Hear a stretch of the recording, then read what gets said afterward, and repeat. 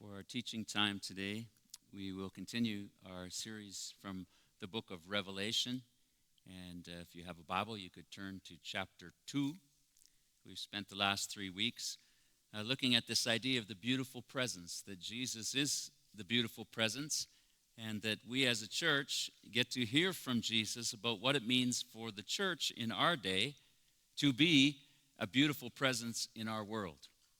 And next week, we're going to take a little break from this series and for a couple of weeks and go back to a series that Cal started. And so for the next couple of weeks, Gary Lepine's going to speak and Peter Roberts is going to share on anchors for living well. And so that's the next couple of weeks. You can look forward to that. And then following that, we'll return to Revelation 2 and 3. The question that I'd like us to ask this morning is, what would Jesus say to you if you could meet him for coffee? What would that be like? Well, this is what Jesus says to a suffering church in Smyrna, which is modern-day Izmir in Asia Minor in Turkey. This is what we read. This is Revelation chapter 2, verses 8 to 11. Write this to the angel of the church in Smyrna.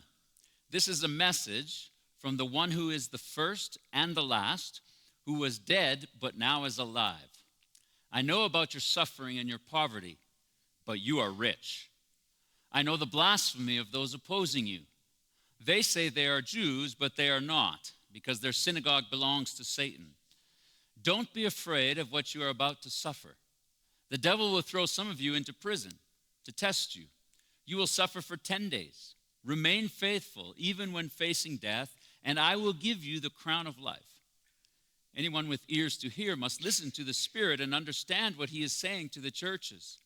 Whoever is victorious will not be harmed by the second death. Well, if you could go to a restaurant, let's say one around here, maybe even after service, and meet with Jesus across the booth, what would it be? Boston Pizza? Earl's? Subway? Dairy Queen? Or maybe if you could meet him for coffee, if you could just go to the Bowl Cafe in our foyer and just sit right across from him, and you could ask him a question. You could ask him, say, what do you think of the church? What do you think of Christians? What do you think about me? What would he say? What do you think you'd hear from him? In a sense, we don't have to wonder, because passages like this make very clear what Jesus is saying to the church and what he said first to that church, but also to our church today. Last week we looked at the church in Ephesus, which these are written down by a fellow named John, who is in prison on an island. And he's writing these letters, recording what Jesus is saying, and sending them to various churches. Last week you talked about Ephesus, which is a very busy church, did a lot of good things, believed the right things, but had lost their love for Jesus. They had forsaken or let go of their heart connection. This morning we look to the church of Smyrna, and we ask this question: what does Jesus say to the difficulties and suffering in life? So if you would this morning, I just want to invite you to bring to your mind the things in your life where your life connects with the pain of this world. I know there could be many. I know there are many. We all face suffering, whether it's the suffering of a hangnail on our toe, or whether it's the suffering of a physical diagnosis, or a broken relationship, or an encounter with death. You have some touch point. If you could just kind of touch it, you know the thing that you brought this morning where you feel that. And Jesus is saying, I believe to you and to me, come and sit down, and we're going to sit across from one another. I assume we're going to have coffee that's not decaf. And what is Jesus going to say to the places in life that hurt? Well, sometimes when I get up to speak, I just really want to say what Jesus has to say to his people. And today I'm pretty confident, because we are actually going to listen to 4 things that Jesus is going to give to us in his words to encourage you at that exact point where you are feeling pain or suffering or trouble this morning. And so the first thing he says, we'll just look right out of the text and listen to what he says to us. Across the table, he says, I know. He says it to these church people. I know about your suffering and your poverty. I know. I know about the blasphemy of those opposing you. I know what the jealous or what the powerful or what the ones who despise you are saying about you. I know. The church in Smyrna was a church that was in the middle of a big, popular, rich town. It had a great harbor, and it was at the end of a big road. And they had at their biggest street, it was a beautiful street. It was called the Golden Street. And it went around sort of the hill, and going around the hill, they called it the Crown. And it circled around this hill, and the jewels of this crown were all of the temples to false gods that were in the city of Smyrna. And so there was a temple to Zeus, one to Apollo, one to Epaphroditus, and one to the emperor. All of these temples were huge around this town, and it was called one of the most beautiful, one of the most wonderful, one of the most cultural cities in all of Asia. And they prided themselves in their riches, and they prided themselves in how sophisticated they were. And as Christians in that city, at the time that this letter was written, none of the Christians were part of that. They were all on the outside. They felt outside of all of that. They were about to face tremendous persecution, but they also were facing suffering right then. Most of them would lose their jobs, many of them, so they were not part of that beautiful road. They were not part of the jewels of the crown because they couldn't worship all of those false gods. And many of them had lost their jobs or decreased their wages because of their belief in Jesus. They were facing suffering. And what Jesus says to them, I think he says to us. He says to you. He says, I know. I know. Friends, wherever you feel the pain this morning, the message from Jesus is, I know. You may feel like nobody knows in this room what you're going through, that nobody knows the difficulties that you have, the fears. I know, Jesus says. I know. He knows what you're going through. He sees it.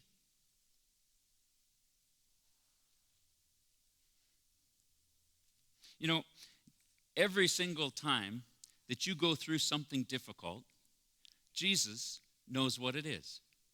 He sees your circumstance. You may hide it from the rest of us, but you can't hide it from him. And there's not a thing that can happen in your life that takes Jesus by surprise. That's good news. Like you never hear God say, oh, I didn't see that coming. You know, he doesn't say total shock to me that would happen in your life. Or you got to be kidding.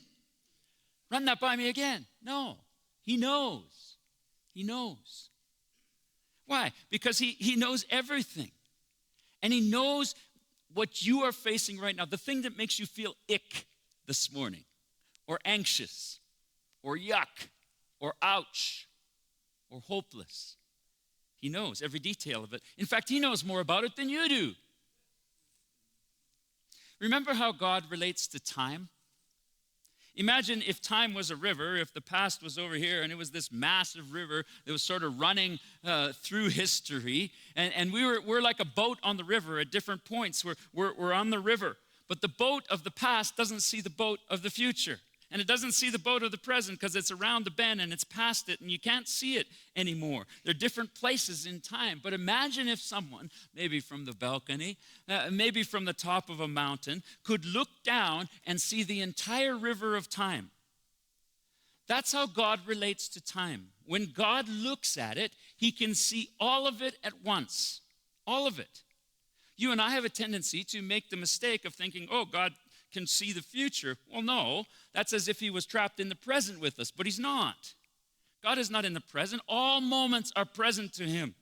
He sees it all happening at once.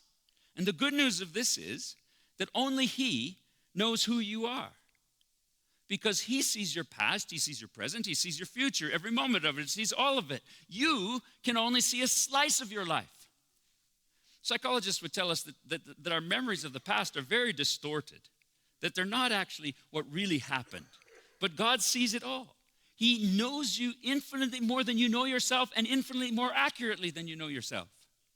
There's not a thing that can happen in your life that he doesn't see. He knows. He knows.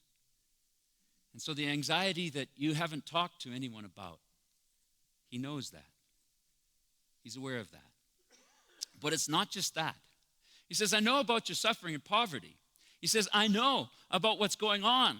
He says, I know it, I see it, I know it. But more than just intellectual awareness of what is happening in your life, Jesus has actual empathetic understanding of what's happening in your life. He knows it all. In other words, he knows it, he's aware of it, he sees it, but he can also understand it. Isn't this what we want? He understands it. He knows what it's like to be falsely accused. He knows what it's like for other people to have power, think they have power over him for a short period of time and control. It happened to him. He knows what it's like to be ridiculed, to be rejected, to be betrayed, to be alone. He knows what it's like to have a incredible physical pain. He knows what it's like to be whipped, to have a crown of thorns upon his head. He knows all of those things. He understands it. There's nothing that you're going through that not only is Jesus not intellectually able to be aware of, but he can also empathetically understand what you're going through. Have you ever felt like nobody understands the stuff I'm going through? He does. I know. So as you sit across the booth from Jesus, he looks you in the eye and says, I know, and I get it. You know, oftentimes, just about every week, long before you show up in the seats that you are sitting in this morning, I will walk up and down the aisles. And my prayer is, and I even do those up there, upstairs, and my prayer is simply this: God, what's the word for these people? Because I know that they're hurting. And one of the things about being a pastor is it's almost overwhelming to know all of the touch points of pain that I do, and I just know a fragment of our church. People with cancer diagnosis, I know. People who are facing death or health news. A lot of people, some of you high school students, confused and so lonely and feel like you don't fit. Marriages where people are so empty or lonely. Others of you who have, you've lost your job or you've been demoted because you've kept your integrity. Several in this church family who are immigrants from other countries, and you are here and you don't quite understand the language or the culture, and it feels like you're a long way from home. Others who have children or grandchildren that are far from God, and your heart breaks. And sometimes I wonder what on earth could happen on a stage for this much pain. And this morning at least, this was the word that I heard. I heard, Steve, I know. I know what my church at Bow Valley Christian location is struggling with. I know it. I understand it. I see it. I know. That's the first thing that he says. Maybe you just needed that this morning. I don't know what you think of when you think of God, but do you think of God in Jesus knowing and understanding your deepest struggles? I hope so. That's the first thing that Jesus says. The second is this. He says, do not be afraid. Do not be afraid of what you are about to suffer. I wish he had said, do not be afraid, you won't have to suffer. The devil will throw some of you into prison to test you. You will suffer for 10 days, is what he says. The most common command in Scripture, right? Fear not. This is good for us this morning, friends. You needed this word because we live in a culture of fear, don't we? It's almost built on fear. You can just feel it coming all the time. We're the most worried society, sociologist says, that have ever existed in the history of humankind. And yet our life expectancy in the last 100 years has almost doubled. We now have, at this time in history, access to cure more disease than anyone has ever had in the history of this world.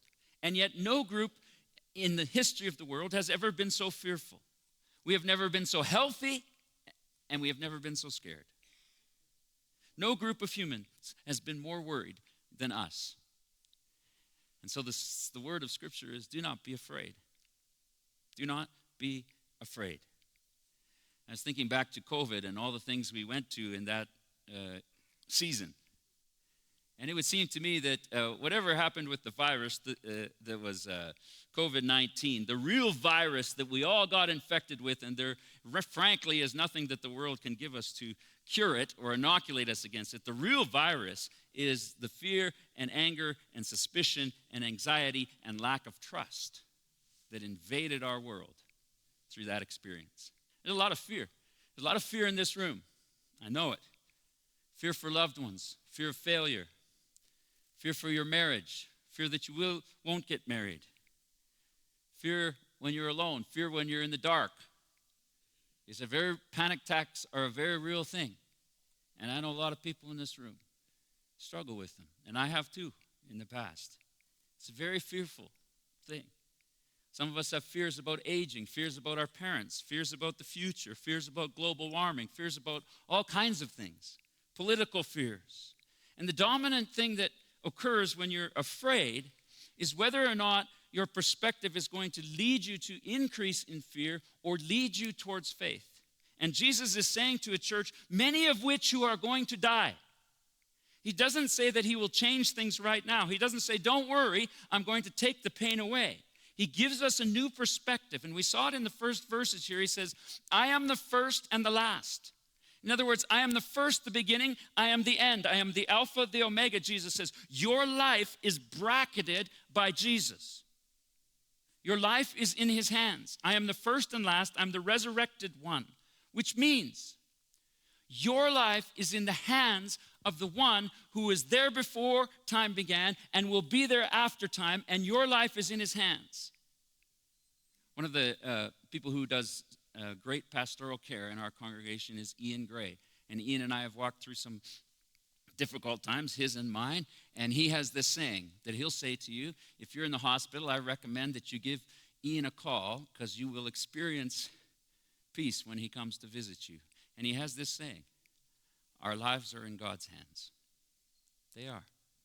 Your life is bracketed by the hands of God. He is the first and he is the last. So do not be afraid. The one who loves you the most is the one who is ultimately in charge. So don't be afraid. Because here's the thing, you can't like philosophize your way out of fear. Have you ever tried? It just doesn't work, man. Like I've tried. It doesn't work. You can't even argue yourself out of fear. You have to shift your perspective to get out of fear. And Jesus says, look up. He says, I'm the first and the last. And when he says, do not be afraid, he's not saying pretend that you're not suffering. He's not saying don't feel it. He's not saying that. He's saying that when you feel afraid, he will not let you down. He says, don't be afraid when you suffer. He isn't saying don't feel anything or try to pretend that it doesn't hurt. What he's saying is trust me in everything. You can trust me, even when life throws its worst at you. And so I don't know, friends, where your touch point is this morning with suffering. We all go through it. But the truth is that when you are in the midst of suffering, that is the moment where you can actually trust that Jesus will come through in his strength. I wish that he had said, I will give you, do not be afraid. Do not be afraid because you don't have to suffer. But he says, do not be afraid of what you're about to suffer. Let me put it another way. Sometimes do you ever get afraid about what could have happened? Sometimes one of my daughters will arrive home in the car after they've been out and the roads haven't been good, and all of a sudden I'm overcome with kind of fear and anxiety because of what could have happened. I'm glad they're here, but what if this had happened? What if this had happened? What if this had happened? Have you ever done that? That's not what he's not giving you strength for what you imagine might have happened. But I can't even count the number of people who he doesn't give you strength when you know you might have cancer. But when you have cancer, he will give you the strength to not be afraid. Don't be afraid about what's coming. You can't philosophize your way about it out of fear, but you can trust your way out of fear. So let's just do this right now. Whatever you're concerned about this morning, let's just lift up our eyes and not be afraid. A little exercise right in the talk. Start physically. Just take a deep breath, would you? Just breathe. And then do this. Listen as I describe 7 characteristics. You physically got peace. Now listen, mentally, I want you to be aware of these 7 things in this verse that are true about Jesus. Jesus is victorious. He was dead and he's now alive. He's resurrected. Jesus is eternal. He's eternal. He goes from the beginning to the end. He's all-knowing. He says it again and again. I know, I know, I know. He's wise. He knows who you really are. You think you're poor, but you're rich, he says. He knows things about you don't even know about yourself. He's sovereign. He says to them, you'll be in prison, but just for 10 days. There's a limit to what you will suffer. Okay? He's in control even when it seems like your suffering is out of control. And he's purposeful. Yes, this is actually framed as a test. I'm going to use this. And he's generous. He has many things to give those. So physically, know with your breath that he is God. Mentally, be still and know that these things are true. And then whatever you're facing, let those truths sink in so that emotionally you feel it. I don't need to be afraid. The one who is in charge and who is all these things is now in control. Do not be afraid, he says. Third thing he says to encourage us when life is hard is he says to this church, remain faithful even when you're facing death. Don't give up. Hold on to your faith. You may lack a bunch of other things. You may lack safety. You may lack freedom. You may lack health. You may lack some kinds of peace, but hold on to your faith. Be faithful. Keep living for God. Don't compromise your values. Don't give up on holiness. Be faithful right to the end. At the end, just hang on. Man, this has changed in my life. I used to thought that to be a follower of Jesus it meant that I needed to accomplish things for God or I need to have an influence on people. Now it's very, very clear to me throughout Scripture that the success of being a follower of Jesus is that we are faithful right to the end. This is why Paul says, I've done what I needed to do to be faithful right till the end. That's what God is asking. That you don't, when you are suffering, you don't give up. That you don't disappear on your faith. That you don't stop meeting with God's people. That you don't stop being generous. That you don't stop serving. That you don't stop reading scriptures. Be faithful. Hang on. You say, well, how do I do that? How do I do that? Because the longer that you live, the more that doubt and discouragement will try to creep in. And it would seem to me that the way that we are faithful begins only when we settle the issue of his faithfulness to us. That's where it starts. And I want to ask you, have you settled the issue that God is faithful to you? Let's read some verses out loud as the church. Let's read from 1 Corinthians 1. God, who has called you to share everything with his Son, Jesus Christ our Lord, is faithful. And then this one.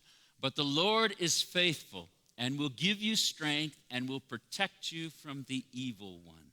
He is faithful. Settle that issue in your mind and your heart. Just settle it. And faithfulness does not mean that God owes you a perfect life. Faithfulness means that you can trust God to keep his promises.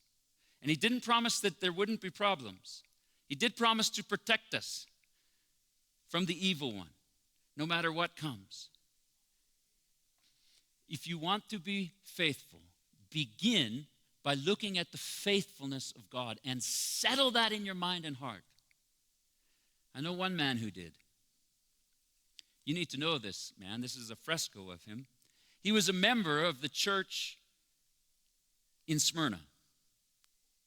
Very likely, he was a member of the church when this letter was written by John from Jesus to the church in Smyrna. Very likely, in fact, he was there when it was first read. How would that be? Like, Jesus actually wrote a letter. You can bet that they studied this letter a lot more than I've studied, or we're going to study it.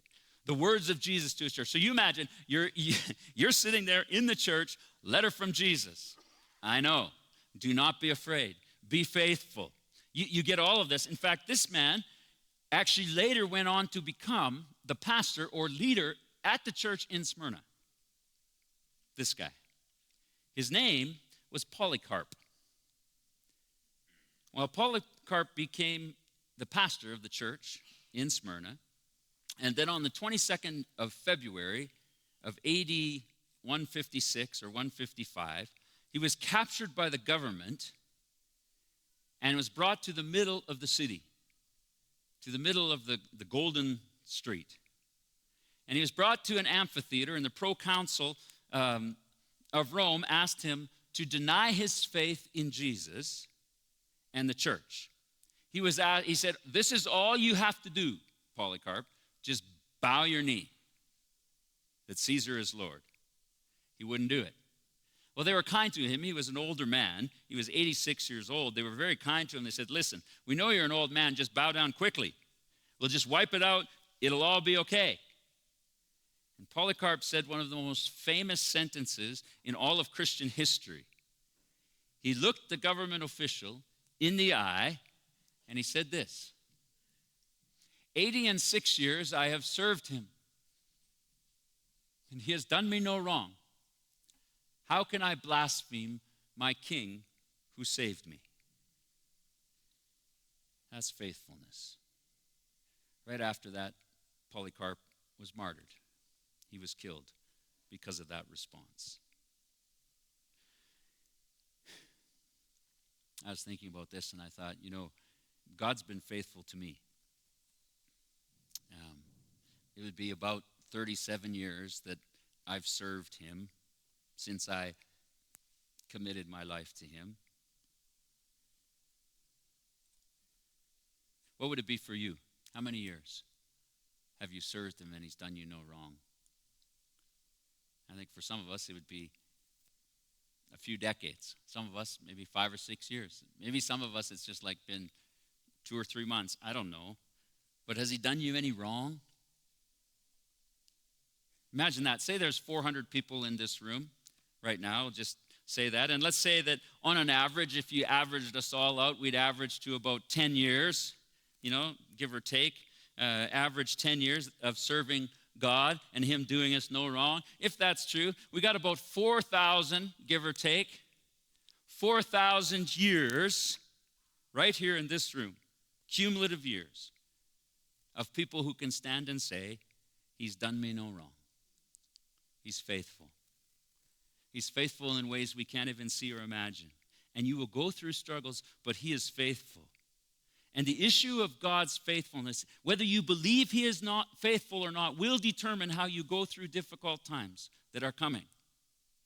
Have you settled that in your heart?